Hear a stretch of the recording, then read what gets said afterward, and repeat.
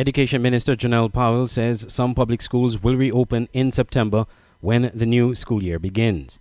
In an exclusive interview with SK Newsline, the minister said attempts are being made to have the schools comply with COVID-19 guidelines, including the daycare centers. We expect most of them to be able to open.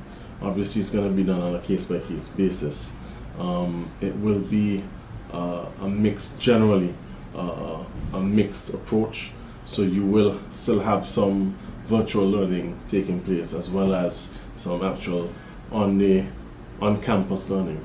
And I think, as we get closer to September, as we tweak the e-learning platform and get that up and running, I expect a smooth transition, and we just have to start getting accustomed to the new norm. Meanwhile, Mr. Powell said attempts are being made to have daycare centers comply with COVID-19 guidelines, including having sanitization stations.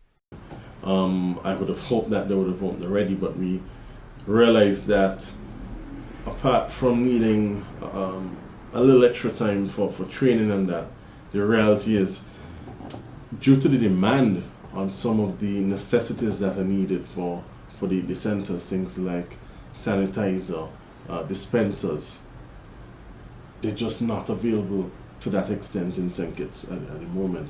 As I understand, some retailers are actually limiting the number of units that one person can get. And so things like this have become a bit of a problem. Some centers have had to make some physical and other adjustments to them to accommodate the new requirements. But as much as we want to start them back as soon as possible, we do have to put the health of the children and the workers at the top of the list. And we want to make sure that when we do start back, the system is right and everybody's protected. On the issue of social distancing among students, Mr. Powell said it will be harder to implement this among toddlers in daycare centers and preschools, but plans are in the works to create a suitable and sanitized environment. The primary schools and high schools are a little easier to deal with, we're hoping, in terms of being able to educate the kids.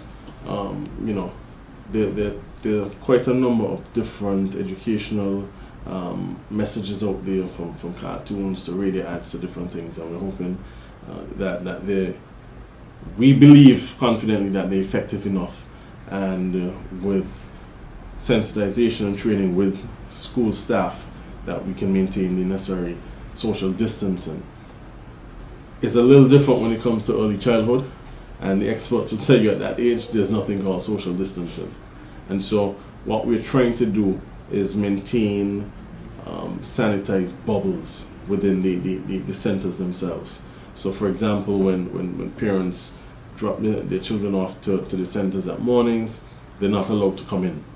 So every center will have a sanitization station at the gates. There'll be a worker there to receive the child, and they'll go through the necessary sanitization process and then taken into the school, into the center. And we're hoping that through that, along with other protocols like constant cleaning and wiping of frequently touched surfaces and things like that, we can maintain at least a healthy environment. Things like temperature guns and all that are required now. Each child's temperature will be checked.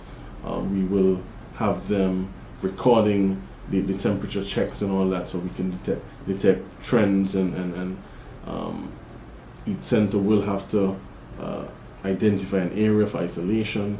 These are all things that are being done. So although you might not be able to achieve the social distancing as much as you can, it's a safe environment. Schools on St. Kitts and Nevis closed during the last week of March due to the discovery of 2 positive cases of the coronavirus. Since then, students have been working remotely at home and online, and the government has distributed 1,200 devices to assist students who do not have computers at home. Andre Huey, SKN Newsline.